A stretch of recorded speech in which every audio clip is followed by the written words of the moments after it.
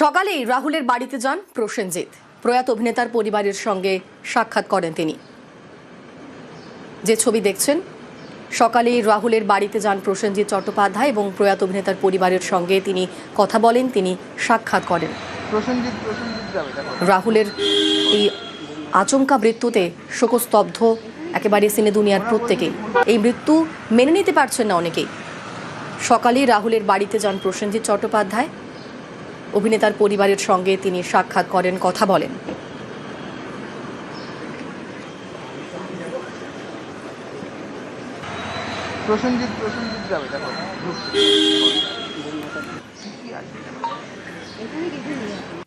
রাহুল অরুণোদয় বন্দ্যোপাধ্যায়ের প্রয়াণে শোক প্রকাশ মুখ্যমন্ত্রী মমতা বন্দ্যোপাধ্যায়ের।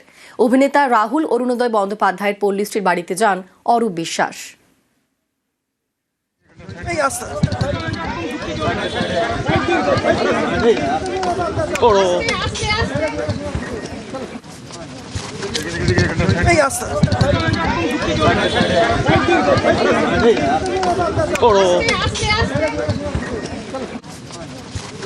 আমি এখনো বিশ্বাস করতে পারছি না, কিন্তু আমরা প্রচারে ছিলাম। আজ আমি, আমাদের কাউন্সিলর, আমাদের দলের নেতা কর্মীরা আমরা প্রচারে ছিলাম।